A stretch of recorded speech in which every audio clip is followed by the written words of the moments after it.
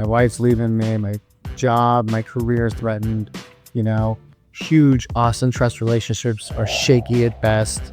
And I have no sense of self. And I had to question my whole design for living, my whole patterns, all my thought processes. And to drink was to die. And if I couldn't drink, I wanted to die. And that's a pretty fucked up spot to be. So what do you do about it, And so that little bit of willingness got me help. I learned and I got sober through Alcoholics Anonymous and recovery. And, and I now help other guys do the same.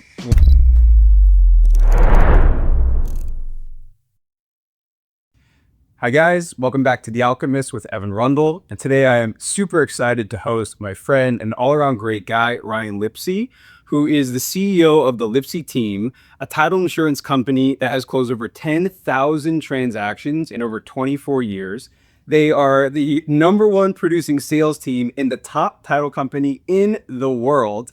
He's a father of 4, an entrepreneur, a mentor, a coach, an all-around great guy. Ryan, how you doing today? I'm doing awesome, man. How's it going, Evan? Man, I am pumped to see you, pumped to have you here. We've been trying to line this up for quite some time. It's been a while. I'm super honored to be here. Thank you for having me. It's going to be a lot of fun. Awesome, man. Honored to have you too. And before we get into it, I got to give you some flowers. So, you don't know this, but I moved to San Diego. The first time I came here was actually pre-COVID. And I don't remember when it was, but Haley introduced me to you. I came to your office. I knew nobody in San Diego, literally nobody. And you didn't know me from Adam, but you took the time to meet with me in your conference room. This was years ago. And then you just made a ton of introductions for me. And you just opened the doors for me here in San Diego. And you didn't know me. You weren't going to make any money off of me. You had nothing to gain other than just being yourself and connecting this stranger to this city. So I want to thank you, man. Oh, man. Well, those are really nice words. Thank you. And it sounds like me, honestly. I attempt to connect people organically. And I remember now that you had a really compelling thing that you were building. And I kind of just put pieces together in my mind of who would benefit from or could benefit you just by being introduced. And so hopefully some of those have been fruitful. I just look for win-win scenarios in my business and your business. And I think you help enough people and you end up getting helped. You send good into the world or karma or wherever you want to talk about, it revisits you when you send it out. So I'm happy to hear that worked out. And how's it going? How's the whole thing working out? It's going great. Thank you for asking. Ironically, we did just close a loan where Tycor Title was involved. And I didn't know that till after it happened. And so I told my broker, I'm like, hey, if we're going to use Tycor, next time make sure Ryan and Haley. Hey, we'll take it. Thank you. Yeah, it's a full circle. Full circle. Yep. And then a lot of people you introed me to, I ended up doing business with, and then they gave referrals into their clients. So to your point, all ships rise. And appreciate you, man. You're helping people you don't even know it. Well, I appreciate that. And that's the goal. I really have found that service with others and putting good out there, helping people get to where they're going. I'm going to get to where I'm going. I found that to be the case over 24 years. As we work under Tycor Title and fortunate to have experience of success. And a lot of it's because of thinking like that, a team that thinks like that and a support system that has that abundance mindset. Couldn't have said it better myself, man. Yeah. Well, for the viewer and listener, typically what we do is we'll get into business and best practices and kind of talk macro, and then we'll drill into the micro and systems and processes. So just in your own words, what is it that you guys do? So on the face value of Tycor title insurance in general, we are part of the real estate transaction that enables an incoming buyer to have clean title, so no liens, no judgments, no encumbrances or clouds on the title report. So they know that anything on title is just them from that day forth. A purchase transaction, whether it's commercial or residential. And then for a refinance transaction, we do the same for the incoming lender, that there's nothing going to survive, no tax liens, no financial obligations that weren't put there by the lender and that they'll be in first place on the loan. That's the nuts and bolts mechanics of title. But what we really do is work with real estate professionals to supply them with data, supply them with strategies. We're in coaching with Tom Ferry, with Brian Buffini, with Rick Ruby of the Core Training to learn skill sets and strategies for the realtor, for the loan professional, for the commercial broker that they can apply to their business and then use the data. We're able to help them with to create more revenue and more opportunities in their business. So really, we consult, we come alongside our customers and enable them to have a greater reach in their geographic area, or through utilizing social media and online remedies and methods to get their solution to the consumer, which is a lot of where the disconnect is because in real estate, you have to sell it, you have to, get it through escrow and ride it through the finish line and do all the fulfillment. So what usually happens is you have peaks and valleys of like really good revenue months and then low, and we try to help even those out by instituting systems in the businesses of our clients so they have steady outreach and then steady revenue. I had no idea. So beyond title, you do coaching for other businesses to help build their own systems to be successful within their industry? Yeah. And is it the same industry or it could be anything? Well, anybody can do title. There's a bunch of 20 title companies in San Diego. And so really it's who you work with. And we have put ourselves headlong into real estate coaching so that we can understand the obstacles our clients face and then help them come up with solutions to get through those obstacles. And largely it's client, business origination and then business conversion are the two major thresholds they break through in their real estate journey. So we're prepared to help them with solutions on both those fronts. And we're also lucky enough to coach. We have about 28 title reps on the western part of the United States that we coach every Wednesday on how to sell title to real estate agents and how to kind of use our tactics.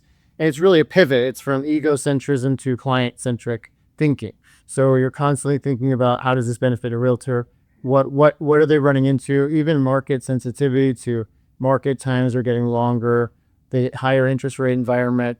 How do we prep them with the tools and equip them with the strategies to get through those obstacles and challenges, from the mindset to the tactical part of doing it to execution?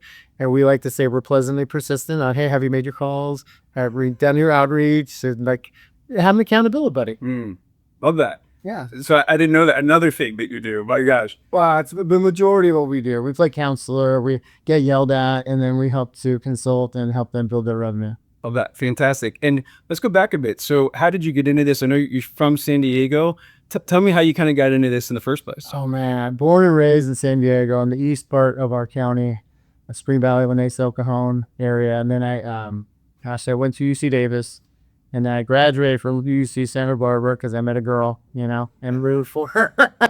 And I told myself never, ever will I get into sales. My dad was a broker since the 70s. Everybody in my family's in real estate. And I'm like, I'm not selling.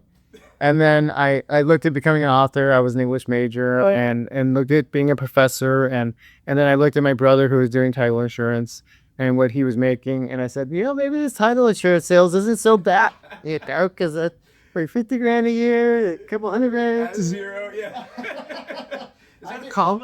And then all of my, idealistic academia went out the window, and I understood people and I could communicate decently well. So that was about 24 years ago. I started in title at American Title, not First American, but American, smaller company. And now we're here at Typecore, and it's been a good ride. And I'm curious, when you were going to be an English major, you said, what was fascinating to you about that? Tell me about that. Well, I wanted to write the great American novel, right? There's Hemingway or Faulkner or Steinbeck or one of these. And it's fortuitous because our culture has shifted so much that I don't know if anybody picks up any books anymore. I know you do, and I know I do. But maybe I'll be a writer in some other format someday soon. But I thought I kind of had a story to tell, a story inside, immigrant story. And my grandpa walked across the southern border and went to work, and then he got green cards and then eventually citizenship for all his 13 children. And I was inspired by that. And I just, for a lot of reasons, I felt like I had a story to tell. And I really enjoy writing. So I still do in different ways, but I thought I had a book in me, man. And maybe you still do. I probably do. We were talking before the pod. You challenged me to get back into songwriting. So I'll make a deal. Okay. I'll start writing a song. You start writing a book. And we'll just go one page at a time. Let's do it. How's that? That deal? All right. So this is June.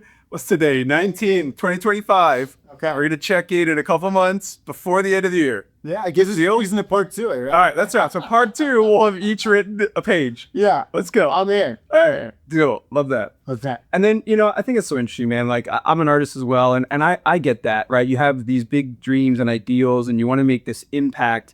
And one of the things I love about talking to entrepreneurs is that's kind of like a common thread. We want to impact. We want to help people. Yeah. And since an early age, I don't know if you can identify with this, we've just been looking for different ways to do that. Absolutely. And there isn't the way, there's a way, right? And so you try something, doesn't work out. You try something else, doesn't work out, but you're still the same guy. And that desire is still the through line and the undercurrent to what you're doing today. True or false? True statement right there. I think the one of the least likely places I thought I would find the ability to inspire people is in a sales position. But empathy and abundance and helping others, there's so many faces of it. And when I can truly sit and say, look, man, I've had 0 in the pipeline, 0 in the bank, and been considering my whole life, where I can look and somebody in the eye that's in real estate and they're looking to get a job, or they're looking to move into another state where it's less expensive to live, or any of the things, I can be real with them and know that I've been right in their chair. And then give them a little hope by letting them know how I got into my chair with a little bit more security, a little bit more stability. And that can take place human to human with any kind of label you want to throw on in: sales guy, real estate agent, loan officer, podcast host, whatever, right? I mean, we are just part of this human experiment and human condition. And that's, I think, where we connect is in those wounds, in those tough times, right? The adversity is what connects us, not like the Facebook highlight reel of like, nobody puts in second. From the other nobody does that. Everything's roses and purple dinosaurs and freaking, clouds, and it's not how people connect. People connect with real, raw stories, and that is what I think inspires people. So I've had some of that in my life and worked my way through it. I think that's where I connect with some of the people that are going through that now. Love that. And I can't wait to get into that for sure. awesome. Yeah, we're going to go. Tell me more about, so your grandfather, you said was an immigrant from the southern border? Yeah, from Mexico. I had no idea. And so you're second generation? First generation born here. My mom was born in Guadalajara. Oh, wow. Yeah. Oh, my gosh. Yeah. So it's, I still look at America as an opportunity, That's right. opportunity, That's right. not a place of entitlement. And so that's one of the differentiators with my work ethic and just kind of the lens I see the world through. Couldn't agree more. I'm first generation on my dad's, second on my mom. So same, and I see the lens through my dad's world sometimes. I'm like, okay, I got it pretty damn good. Yeah. Like, we got princess problems. we got it pretty damn good. Like, what were we talking about earlier? Like, biohacking and like, dude, they were like, where do I sleep? You know what I mean? Like, it's a completely different reality. I mean, your biggest problem is your generator goes out for 4 points. The cold plunge broke. Oh, no. They just go in the ocean. That's what they did. Right, exactly. Yeah. I love that. Yeah, like we have to manufacture hard times sometimes. Especially what the cold plunge is like we have to actually go out of our way. You know what I mean? Oh my gosh. Well, I think about, in reference to my grandpa. I mean, to hear him, I knew him, I was close because my mom got through a divorce. And for 8 years, she was single mom, 3 boys. And so we were with our grandparents quite a bit. And so I got to hear his story from him. And he's, since passed, but my mom wrote kind of a memoir about it. And he's just a great inspiration for me. He's a man's man, but at the end he had softened and he was ready to meet his maker. Like he was connected spiritually. Wow. It's pretty cool to see a hardened kind of worker bee man. I'm talking a guy that did concrete work all day and then slept for a couple hours and was in a sweatshop ironing stuff all night, And so while his kids were trying to have dinner and grandma was keeping him quiet so he could get a couple hours, that's the immigrant mindset. So I, owe a lot to him and that work ethic that he instilled within our whole family. And it's quite inspiring and it keeps me going. If they can have a rough day, just think about stuff like that. Love that. So true. 100%. We have that in common as well. We have perspective. Yeah, just a bit. Yeah, my dad's mom from London was in the subway for over a year hiding from the bombs and literally couldn't leave. Like you weren't allowed to go outside and eating bread. And I'm just like, all right, like, Right. Like, all right, yeah, like, what are we talking? Am I running? Like, come on now. Yeah, I can see the sun, you know. I know. So It's some crazy times that they live through, you know. yeah, well, that's awesome, man. Another thing we can talk about. But yeah, just to kind of get some more biz, because I really want to get into the other stuff. But just for people that have no idea about, you know, title and what you guys do, you mentioned systems, and I've seen some posts on systems. Talk to me about that. So, you know, I think the first piece of leverage in any business is your day, your calendar. Okay. So time management is the most important system, period. We like, you know, just time blocking, knowing what you're doing, when you're doing it, and then trying to create habits and routines around that so that, you know, the mind craves efficiency. So when it knows what it's doing, when it's supposed to be doing it, it becomes a habit and a pattern, and the brain does what's called thin slicing, where it kind of goes on autopilot. When you drive home from work and you wonder, you're in your driveway because you're on the phone or something, Right. how did it come? Because the mind knows the way, Yeah. then it has to expend less energy and focus on that because it's done it 150 times or whatever. So same thing with time blocking. And then I think the second piece of leverage is technology and a CRM in our case, or, you know, VAs, or now ChatGPT. It cuts all the research down to like nothing. So leveraging tech, and then, you know, having a team, whether that's virtual or in person.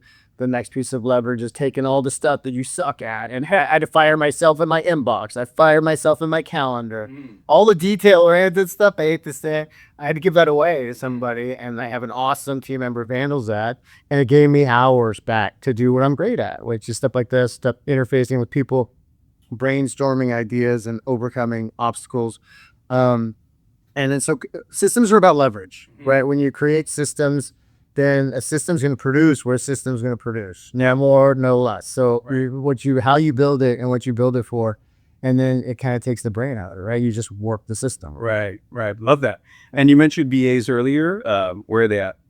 We don't have a lot of virtual assistants currently, just because our approach to the curative approach to the realtor's kind of dilemma or plight or, you know, experience is more of a nuanced one-to-one relationship type approach. There's some things we can put on auto pilot in terms of data, and so I have more will be revealed on that spot, and there's utilizing. And we had a couple opportunities to use virtual assistants that just went south, you know, probably for lack of training but we had felt bad experiences on the other side as well, where the fulfillment wasn't there. So but now I'm sure there's companies that have those things, you know, down pat, and I could probably take more advantage of that. Well, when you're ready, let me know.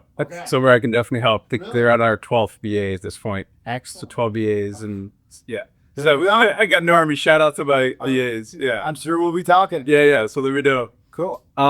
Great, man. And then so another thing you mentioned earlier, because we talked about the clients. Who are some of your ideal client? Like if somebody was trying to work with you, what would that look like?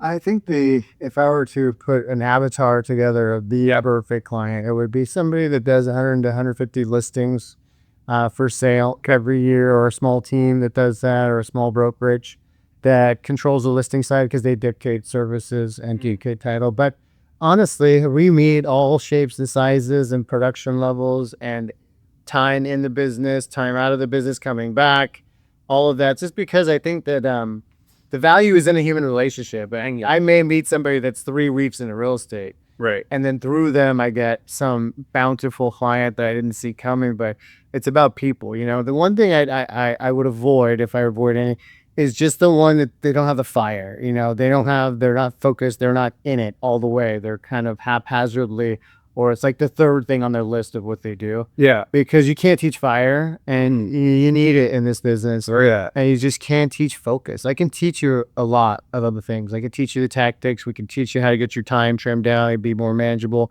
We could teach you where, you know, the fish are biting, so to speak, so to drop your hooks in that pond, and and then how to be more diligent. I just can't teach fire and discipline, you know, and discipline outweighs motivation 8 times. 100%. That's a good clip right there. Absolutely. And you even said earlier, you know, it's either, we can cuss out here, it's either fuck yes or fuck no. Yeah. I mean, with everything. With everything. I mean, I just thinking, you know, if real estate is not a fuck yeah for you, like, do this and open a suggestion. Right. There's nothing worse than the person who already knows everything because they're unable to learn, you know, and that goes for me. just got schooled on virtual assistants. And I didn't school all the time because I found in life it's easier to stay humble than be humble. Right. And this world will humble you quick. If you get arrogant, prideful, pride comes before the fall. And so, I have a handy little saying that I don't know shit about fuck. And we use that in recovery quite a bit. And because the minute my ego grows back and I think I start knowing something, I'm headed for trouble. And I just need to surrender, open up, have good people around me that I trust. And even in the business world, take suggestions. And I've been really good at that, and I really self-aware on what my strong suits are. Of course, there's really, really good things that I do well, and there's also some liabilities that I need to look at, and I need to give those away. That if I'm a C-, I need to find somebody who's an A and just delegate for them, because I can't get my C- up to a B+. It still sucks, and it's diverting me from what I'm an Olympic athlete at. So why not spend time over here with what I'm really good at, and then give the other stuff away? Dude, couldn't have said it better myself. Another great clip. And yeah, we talk about it all the time, right? It's like elevate and delegate, and you continue to do that. 80% done by someone else is better than 100% of me doing everything, right? Right. Or not done at all. Yes.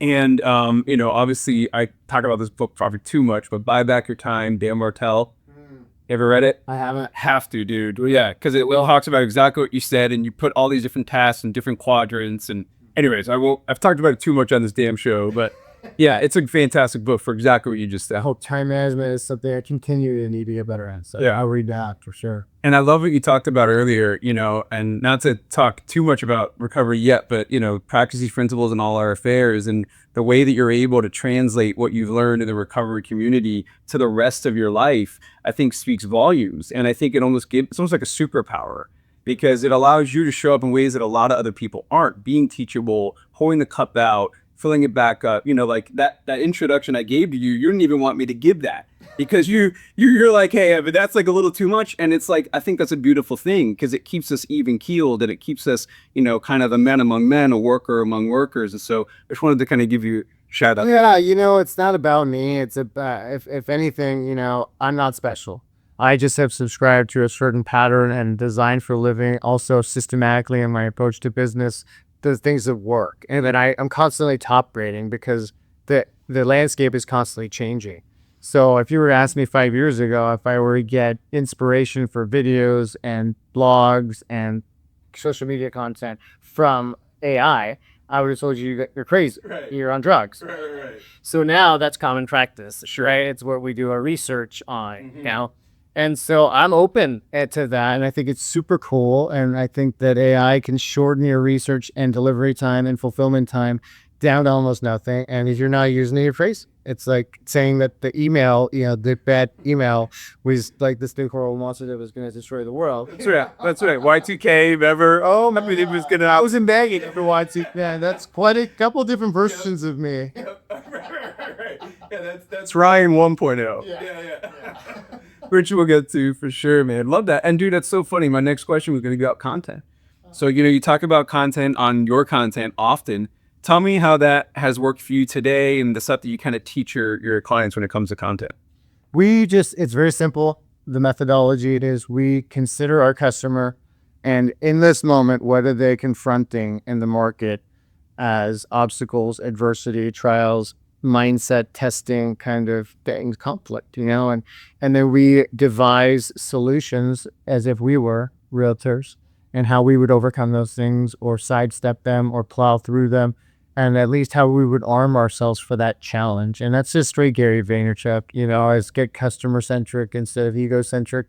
And it does require getting out of self, which is difficult for most of us. We wake up hungry, horny, lonely, tired every single morning, me, can't get them down, right? And so to get out of that and say, well, what is my customer? And deploy empathy and sit in that seat for a second. And a lot of them don't know where the next deal is coming from. A lot of them have a couple escrows that are flaming out. A lot of them have 3 buyers that are kind of looking, and not a lot of sellers that are kind of selling. And so it's tough sledding, and we want to help them get on terra firma in terms of business program, business systems, and know that they have a trusted partner that when the shit's hitting the fan or when everything's gravy, they can call and we'll be there just the same, so many darn good clips so far, man. My God, just back to back. Well said. And Gary Vee, dude, he's Yeah, he talks as we haven't read Crushing It, the big yellow book he wrote. He goes platform by platform and tells you what the best strategy is for putting content out there that serves the audience. Doesn't serve me. And so many of us just post our cheeseburger or whatever experience we happen to be having, and it's me all the time. My buddy says it's Ozzy Osbourne syndrome, right? Right?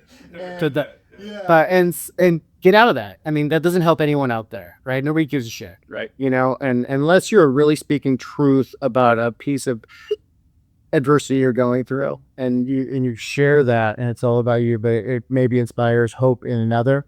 I think, but the cars, the trips, the stuff, right? And then I guess people find that interesting. People like the Kardashians for all that, But for me, it's more about what are they interested in? How can I help them? How can I inspire or motivate them? Or how can I just connect with them, on the human level? So we're always consumer audience facing and centric instead of what we need. If we help enough people get what they need, we're going to get what we need for sure. 100%. Without a doubt. Love that. Yeah.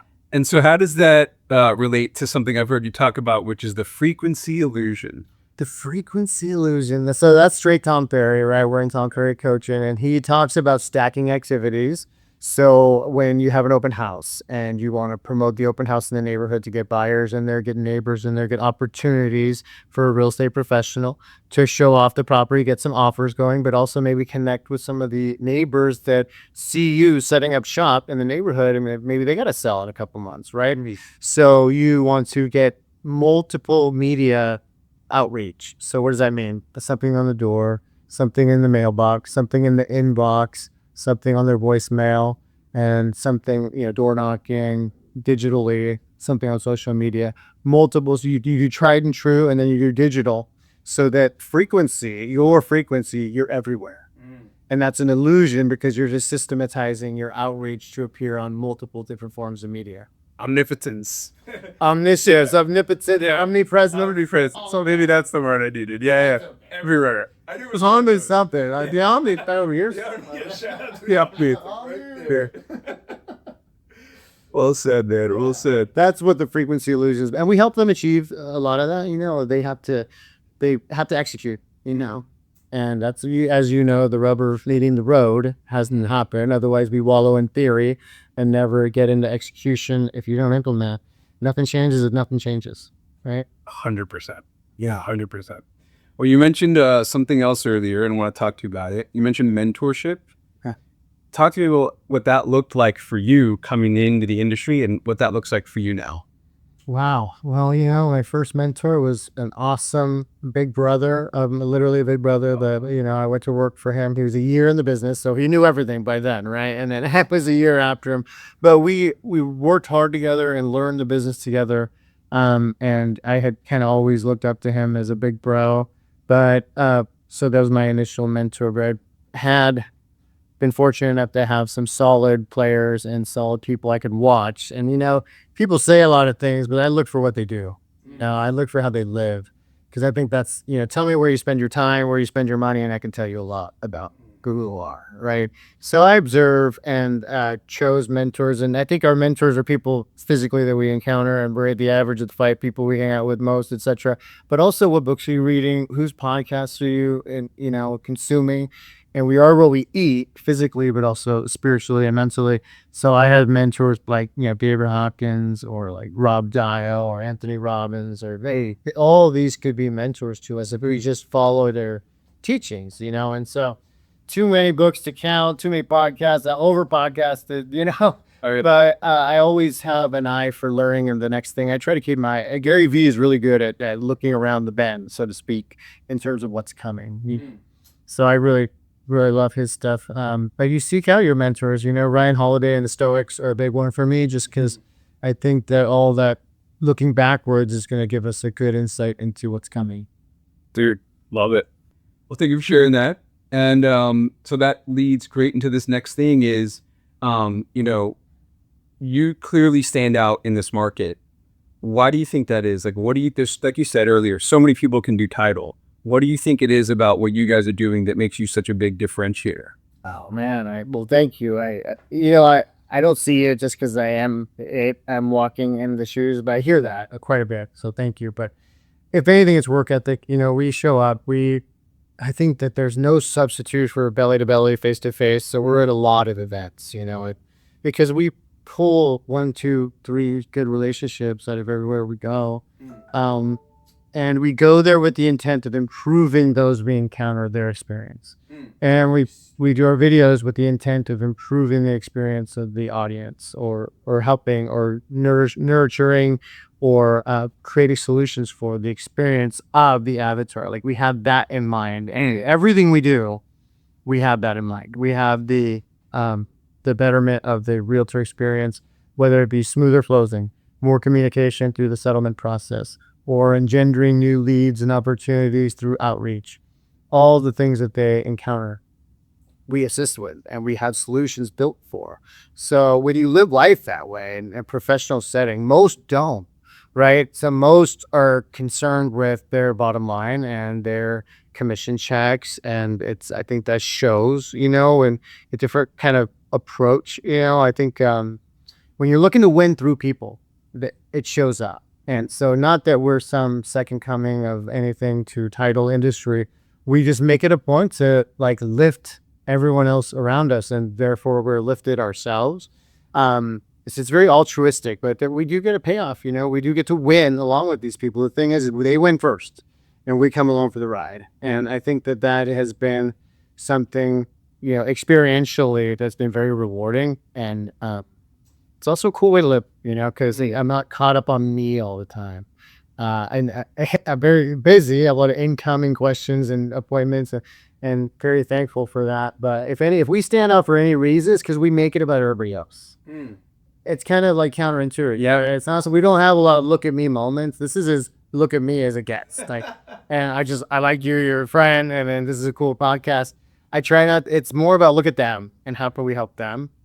And over time, you live that way long enough, and I think you send people some referrals that work out, and you connect some people where some big things happen, and they come back and gush about you and like you, and obviously like the result of what happened. And that's what it's all about. You win enough out there for others, and you end up winning yourself. And then truthfully, that's the way we approach the business scenario. Mic drop. Hopefully. Well, let's say goodbye now. Let's keep going. Yeah. Well said. We got 2 more right here. Okay, cool, brother. Well, I'm dying to get into the other stuff. I just have one more business question for you. What are some things that people really need to know, either to do or not to do, involved in your industry? To do or not to do? Like, if I'm a new client, right, and you're like, hey, Evan, no matter what you do when it comes to title, these are the most important things you need to know. What would that be? Gosh, I think if I were a new title person getting in, I just, don't limit yourself on where to be or how to communicate your message, because we think oh man, I gotta sound perfect and look perfect do the video to get the thing and the information about the event or the new product or what have you. Just do it. We've done about 300 videos at this point, and we haven't watched one of them. Just the clips that we get for reels and repost and the cut ups and stuff. And the reason is because it doesn't matter. I know the content, I know it's not about me, and I know that there's a nugget in there. Even if 1,700 people watch it and 3 people do it, those 3 people, that was worth it. That was worth the hour of prep and the 30 minutes of doing the video to reach those 3. And you do enough of them, and that 3 turns into 300 and so on and so forth. So don't say no for the customer. So many times as salespeople, we say, well, they got somebody. They've heard content like this, but they haven't heard from you. And we're as unique as our fingerprints. And there's hundreds of title reps out there, all of which have different viewpoints and lenses on the way they see the world. And so, or salespeople in general, for any product out of the sun. And your slant, your kind of angle, and your viewpoint is valid and worthy and valuable to someone out there. And you just need to find your tribe. And too many of us want to put a cloak or a mask on and sound like what I think you need me to sound like for you to like me. And then the whole Tetris there is just crazy, right? So just be you And don't say no for the customer, and don't be afraid, man, because nobody really gives a shit. They're all thinking about themselves anyway, right? We think, oh, what are they going to think about me? What are they going to think about me? Well, they're not, because they're done it on the board now. Just like you're freaking out about you, they're freaking out about them. And so if you can bring an authentic message consistently, some people are going to hate it, but your people are going to love it, and you're going to draw them in, just like this podcast, right? Let's go. Yeah. Dude, I feel like what you just said was a summary of like the last 8 episodes that I've shot. Really? Yeah, you literally took like the gems and put it all in one clip, dude. Couldn't have said it better myself. Wow, I am an English major. Yeah, it's super. You're like, Evan, we can put all this in one paragraph. Love that. Yeah, that's not even ChatGPT. That was Ryan's GPT. That's it. And that's why AI is, never going to fully replace, because there's a lot where you just said that I don't think AI could have come with exactly that tip to it. So, I like what Gary Vee says about it. He says trust over task. Like, you have to look at the parts of your business that are task oriented that could be done by a robot. yeah. Right. And then where is your trust level? 'Cause AI is never going to be able to have a feeling, a piece of body language, or a look that connects to humans the way that it does, right? That is never possible or replicable. So how deep are your trust relationships? How are you cultivating trust with people? How are you educating? And by all means, use AI, use the fake face, like, hey, Jen. I just started my Hey Jed last week. Yeah. Use all that stuff. Use all that stuff, but use it to get more trust-based relationships, to where when you do show up, it's you and it's not the robot. Like, there's trust cultivated, and it's really you. It's your real story. And too many of us, and I did this that's what I know about it, is because I did this for years, for most of my life, hid behind a mask that I put out there for the world to see, that I envisioned they needed to see to like me. When in reality, when you pull away all the masks and just be my authentic person, there were still some people there, but very few. But there's a couple rolling around that still like me for me. And so lean into that. And I think you find purpose there. I think motivation comes from meaning. So it's really hard to find your meaning and purpose if you're not even being authentic, if you're not even in touch with really who you are. So I don't know. That's a long-winded way of trying to get around to just finding your calling. It's hard. What's my calling?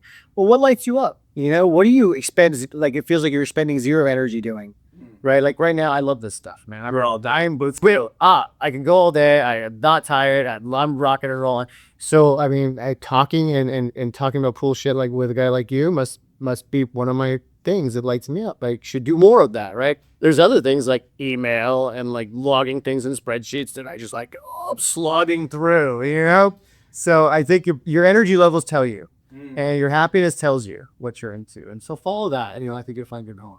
Here. Yeah. Man, what back to back. Well, finally, Okay. we get to get into the Dude, more business. yeah, like, come on, that's easy. Let's talk about that. What are we talking about now? So, you talked about it, you touched on it a bunch of times. And the kind of theme of this show is we are connected, I feel like, through our pain as humans, where that's a kind of a universal thing, right? Like, the wins are cool, but not everyone has the same wins or cares about the same wins, like you said, right? Some people, the win is a car. Some people, the win is a family. Some people, the win is this. But what I find we all connect with is the hard times, right? And they're all relative. Some people have been through stuff, like we talked about earlier, way harder than anything you I will ever experience. But when you're toothaches, you're toothaches. And I love that this conversation has kind of already been touching on this, because like what you said earlier, we're here to serve, and you showing up to this podcast is going to help, even if it's one person. That's the only reason you and I are even here today. Like, we have other things we do and that make us more money than this, but we both have a passion to serve and help other people. And so one of the things I've been dying to know, is kind of the origin story of Ryan 2.0, where you weren't born with this philosophy and mindset. This was earned. You earned your seat, as we say in other places. And so talk to me about that. What was it like? What happened? And what's it like now? That's a people don't know. Some people know. So that's a framework we work with. And yeah, I mean, it's just like, went to high school, college. Our drinking team had a baseball problem. Never heard that. I love that. Then in college it accelerated, and when you get into the title industry in the early 2000s, like it's Charger Suites and Morton's and Podge. When they built Petco, we had the Tower Suites, and a lot of parties, a lot of time, and that's how we acquire clients before SB 133 and 2008 passed. And it was, you couldn't spend more than $10 on a client, a lot of entertaining and such. But all that is to say that, yeah, I mean, it was fun, and then there was fun with problems, and then it was just problems, right? And it was existentially threatening to my marriage, to my way of life, when I couldn't find the off switch for drinking, and a lot of other kind of accoutrement or condiments, as they said. Dry goods. Yeah. Dry goods. And alcohol in other forms. But for me, it was just, it was really, I mean, as they say, and the truth seems true for me, is the problem started when I stopped drinking. Because I had to deal with the issues that came with being sober. Because drinking was a solution to numbing up, to completely escaping, and oblivion was the solution for me. So now my biggest solution, or my only solution, is my biggest problem.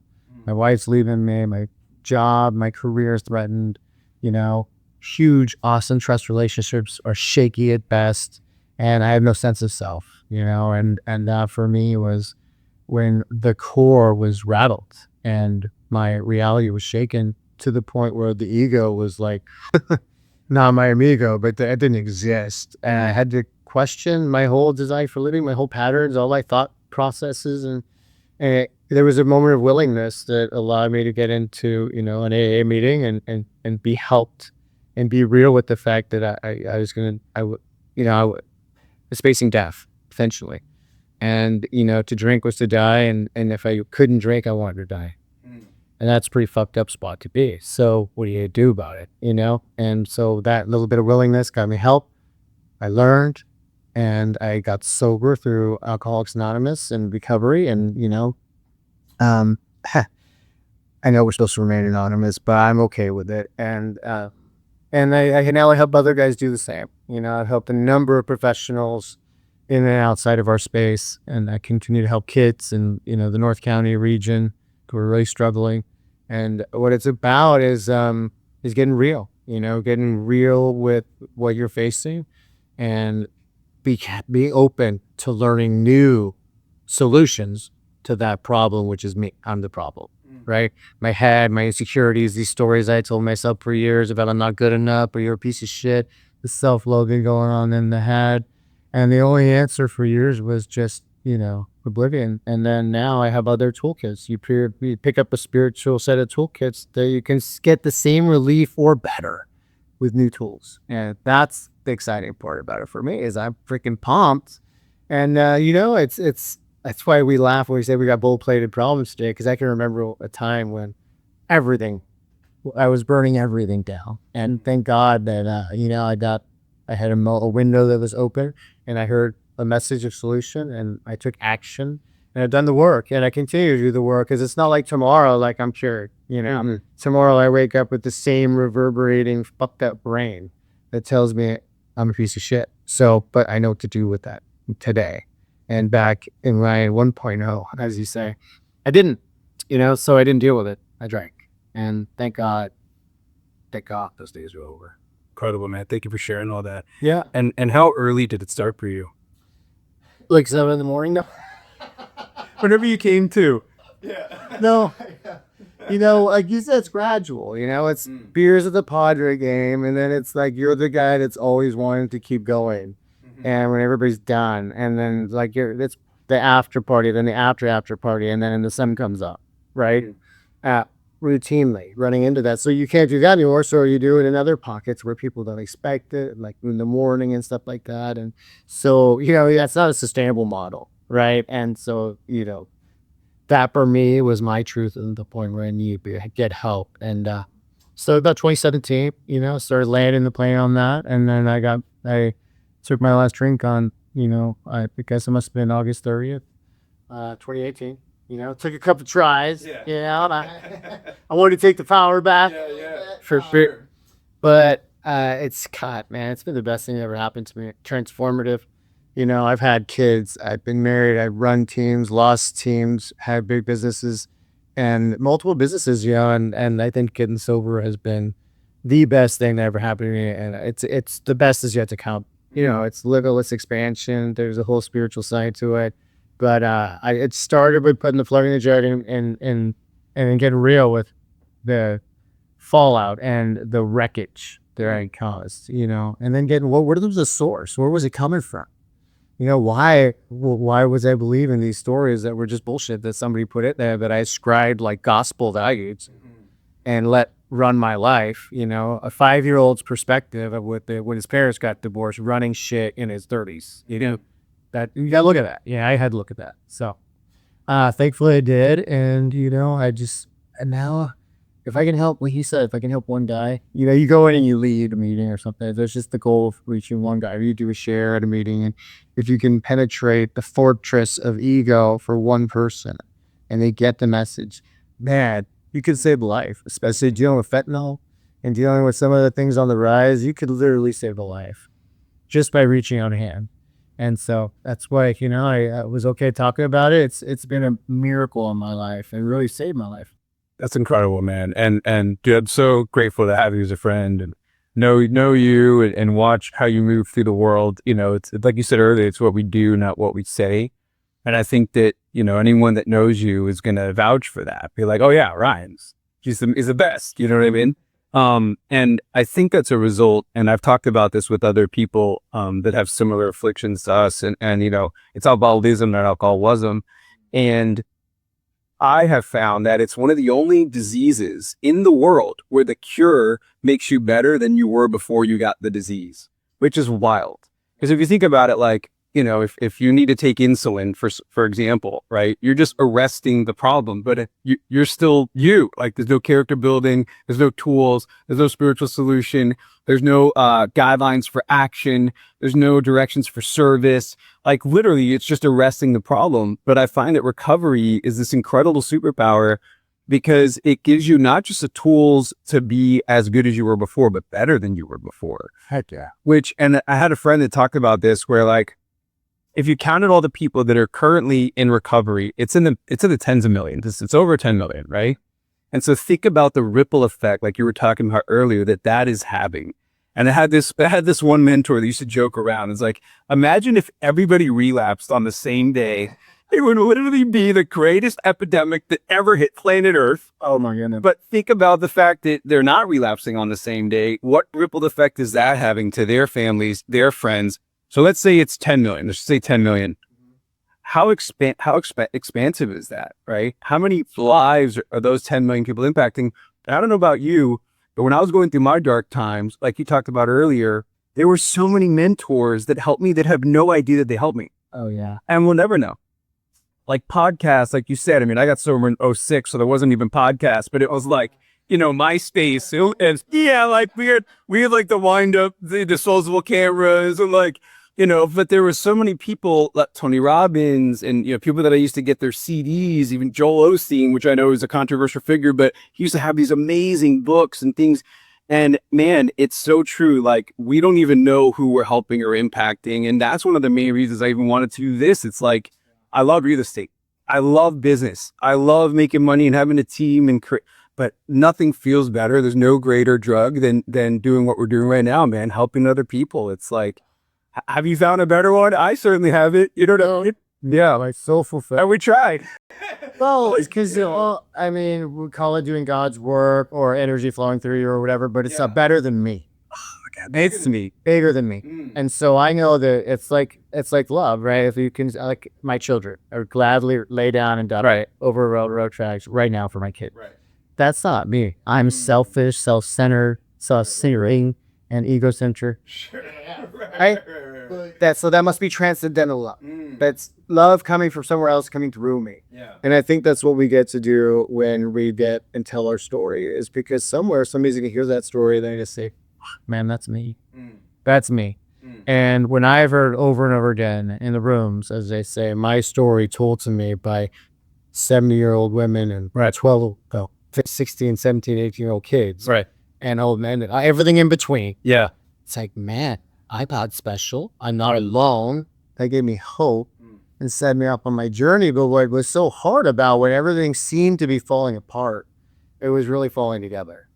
Because I can see that now, right? It's hard when you're in the mix, when you're in the meltdown, and but being and never healed, never recovered. There's always work to be done, but not being on the other side of the coming in part, it's readily available for me to see that it was all for a purpose. And yeah, man, I mean, that's how we get to keep it, right? Is giving it away. Well, and you talked about earlier about not wanting to be a salesperson. And I kind of identified with that, not wanting to be like flashy or egoistic or big. And then especially when you go through recovery, we stress like, ego deflation. But what I have also found is like the self-esteem inflation is equally as important. And that comes from doing esteemable acts, which you already know. Sure. But what I love about what we're talking about is for people that don't even have recovery, right? They can still identify with the alchemy. And I think that's what connects entrepreneurs. And that's what, like, think about people that you work with that didn't need to go to recovery, right? Mm-hmm. But how many people are they impacting because they chose to do the hard thing and to do the right thing and to be of service and raise their platform and to be able to impact more people? Awesome. Right? Yeah. And so that's what I love about entrepreneurialism. And I used to have this very kind of like poverty mindset around that like I had to choose either or. And we've talked about this. I remember calling you one day because I struggled with that. And I was raised in a very religious setting and it was like money bad and like, okay, no, you're not supposed to be rich. You're just supposed to be humble. And I had this misconception of what it meant. So talk to me about that because you're a very successful guy. Some people would look at you and say like, he makes good money and he has a family and he lives this life. How do you manage that kind of marriage, that kind of symmetry of recovery and keeping humble and keeping the ego deflated while also being a very successful human being? How do you do that? That's a great question. And I think the alchemy is a really, really good, topic because it's transmuting, right? It's transformation. And so a lot of people out there have no issues with drugs or alcohol, right? But they have a bottom or that has some piece of adversity, a trial, a hardship, whether it's self-imposed or otherwise that they've overcome, right? There's some piece of adversity that was taking you down to the freaking foundation. That's right. And shook you and rattled you to your core. And so each and every one of us has a couple of those in our lives, without a doubt. Life is coming at you, or life is in session. So, whether it's difficulties with addiction or difficulties with self-concept or separations and loss of loved ones, divorce does it to a lot of people. Big changes, is the opportunity I feel to reconstruct and for me, the ego had to be destroyed for me to even see how I could be of service to others because it was all me and I was shrouded in this selfishness. And that's why I had to eventually, because I painted myself into a corner of victim, right? Okay. And when you're in a corner, like a wounded animal, you're painting yourself into victimhood, everything that comes close to you, whether to help you or not, is a threat. Right. That's all you can only identify as a threat. So that whole system had to go away. And now I realize that literally, the more I help others, the more I'm helped. That the universe is happening for me, not against me. The victim, it's against you, right? But when you're the author of the story and you're coming from an abundance mindset, you could tap into different energies and different perspectives. So for me, I think it's easier to stay humbled than get humbled. So near and dear to my heart is what I went through, and I can go back there in a couple bad phone calls and a bad week, right? A couple bad decisions, Yep. And so it's always lingering, and that I keep it green, man. If it's green, it's growing. If it's ripe, it's dying, So I never let my recovery get ripe, and I never arrive. I'm always in the work, because if I commit to the process and do the work, then the results take care of themselves. It's how you do one thing is how you do everything. All the cliches. So I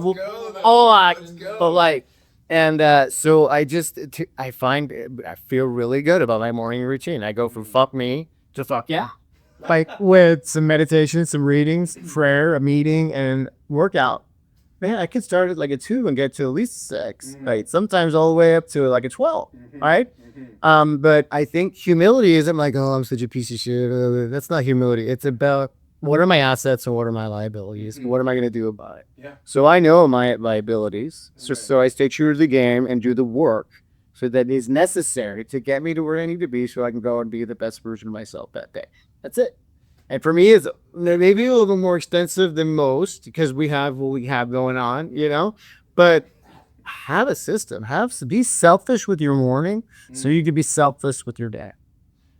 And that's all Harry calling it right there. I got whatever, but that's Shout out to Haley. yeah. What's up, man? Dude, that was like 20 amazing clips stacked together. Oh man. And dude, I love the cliches. They're cliche for reasons. The cliches got me through the dark times, the easy does it and, think and time stands for things I must earn. Like that stuff is so impactful because it's easy, it's simple. You can't, don't overthink it and it's universal.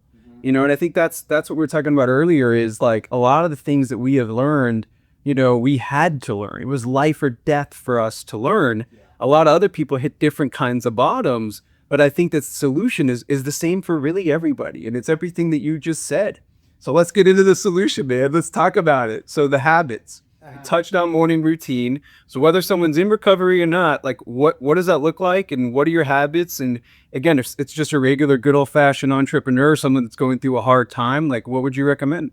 Well, I think constant thought of others is something that we deal with in the program, but we also, if you notice how I laid out how we approach our business, it's constant thought of others. Like our audience, our customers, and the enriching, nurturing, and enhancing of their experience and their ability to sustain their livelihood, right? We are quintessential tools to help them do that. And not that we're the all panacea remedy for real estate professionals, but for many, we've really moved the needle in their business. So I think that if I'm working with somebody else on solving something for them, I'm out of here on how to me, right? And me is problematic. If I sit there and think about me long enough, I'm going to get resentful. Yeah. I'm probably going to be, a little pissed over time because I can tell you all the ways of how life fucked me and how this should have broke my way and how that guy screwed me. And right? I mean, we all have those stories. And if we give me 10 minutes, I can come up with like 5 really good reasons to be pissed off. But if I'm busy helping other people, young kids, young guys coming in, getting sober, new agents that don't have a clue on what to do, old agents that need to be revamped on their business systems, or everything in between, I'm not having to deal with me and all the reasons I should be pissed that day because I'm too busy helping others. So literally every piece of content, every suggestion, every brainstorming strategy is designed to help the people that are right in front of us or the audience that we're talking to on getting for more out of what they're doing and how we can help them do so. And some people bite and some people take us up on it and some don't. But that's the big secret. Is that help a lot of people, handshake. help a ton of people, and you'll do well. But if it's all about me, man, it's it's not scalable model. I couldn't agree more. I think it's the greatest hack of all time. Every networking event I go to, how can I add, not take? Who can I help? Ask questions about them, really talk, really listen, not just like waiting for my turn, but like Listen to care. really listening. And something you said earlier about the storytelling, man, I think all people can identify with that, whether you're in recovery or not, is like we tell ourselves these scary stories. I mean, fear is completely human, right? And I know in our world, it's don't take the first drink, but something that I talk about to other entrepreneurs is don't take the first think. Yeah. You'll take the think, and the think takes a think, and the think takes you. Yeah. And it's a vicious cycle, and you have to pull the sweater thread. And then it's like, okay, well, what is this thing that's happening? And what does that mean about me? I'm not lovable. I'm not good enough. I'm going to lose everything I have. I'm not going to get what I want. And I just go down that rabbit hole versus like, hey, the last 10,000 times I was in agonizing fear, the thing I was most afraid of didn't happen. And if it did, it helped me. So why not just kind of believe that that might also happen for this thing? Like, why do I think that this is the thing that's going to make or break me, even though the last 10,000 times With evidence? I have all this evidence. I literally, dude, it's so funny. Like early sobriety, I kept a journal about exactly that. I had a mentor that was like, hey, write down every example and when you thought it was the end of the world and it didn't, the world didn't end. And after like 100, It's like, think you'd be convinced. you think you're like, all right, maybe next time. And it's just, it goes back to that same thing is like we wake up kind of in that primal, fear-driven survival instinct. And then we have to do these things to treat that. And I don't think that's just people in recovery. I think that's every human. That's a human condition, right? And so talking about some practical stuff, right? So give me like, I hear you on service. Give me some practical, like, okay, you mentioned prayer, you mentioned working out. Give me like some of that. Well, and to touch on what you were saying, I have those thoughts, and the thoughts reverberate in the body as emotions, feelings. And feelings can contain thousands of thoughts, and you are feeling. And we all know that memories are stored throughout the body in feelings, and emotions are stored throughout the body, right? And so, and then following those thoughts with confirmation bias and recency bias and all the biases up here, and the amygdala saying that's a threat, don't do that. We got her doing that last time, and right? So you could have 100 examples of how it didn't kill you, and you'll still be worried, sick, that it's going to kill you the next time ever. And so that is our biology and our psychology working against us, right? And that's what I mean. If I help somebody else, I'm out of my head, I take a vacation from my bullshit, is what you say, okay? And so what are other methods to do that? Yeah. It's really hard to be gripping on what you're tripping on when you're running down the highway and pumping your blood and breathing heavily and doing cardiovascular experience. So working out, moving the body. Yeah. Moving the body and getting in out of the head and into the body is one way to do it. So it could be a walk, a run, pickleball, whatever. Let's go. Move the body. Getting into meditation, I mean, I'm talking about deep breathing, box breathing. Look, the Navy SEALs do it, so they're the baddest ass things on the planet. And if Navy SEAls to meditate, I can meditate. Okay. Again, getting out of the brain. The brain is lying to us. Fear is false evidence of hearing real, right? The problem is that we evolutionarily, this thing has saved us. And that's why we're the baddest ass things walking around the planet. But now in modern day, we attribute like the saber-toothed tiger, the same fear of that is attributed to my expense account getting rejected at work. Like, fucking Deborah's out to fucking get me, right? Like, why? Damn you, Deborah. Fuck, my life is over. Right? And it's like, really? And so, but that's how it works. It's just there to identify the perceived threats. So how do you unwind that clock? You have to have, you have to get into the parasympathetic system rather than the sympathetic system, right? Fight or flight is engaged when I have those experiences of encountering a threat, and now I'm ready to run, freeze, or fight. Either way, it's on, right? Like my adrenaline's pumping, and that's a really bad state to be in business. So how do I engage the parasympathetic? I work out, I meditate, I'm continually learning more about it, how it works and how to counteract it. That's why so many of these podcasts are so hyper popular, because people want an antidote. They want a solution that doesn't involve ruining my freaking life. Right? Let's go. Absolutely. Well, there's the other stuff like grounding and jumping in an ice bath, and all that stuff is great. So what you're asking yourself, how do I get on my head? How do I get on my head? For you, is it, look, I mean, I don't do it, but people Netflix to get a recess from the brain, go get under the sky. I mean, every problem is smaller when you're under the sky or in nature, and there's plenty we can learn from nature, but get away from the screen, get away from the drama, and careful what you're consuming, man, because if it's all Fox News and Housewives and Below Deck all the time, it's starting to weave itself into what you think about and then your internal narrative. That's the scary part, because when we consume, weaves itself in how we talk to ourselves. And how we talk to ourselves is we believe that's the biggest influence on us. So put some shit in there that you want to be talking to yourself about, like positivity, motivation, like self-improvement, maybe some spiritual stuff. I mean, it can't hurt you, right? Yeah. Brainwash yourself.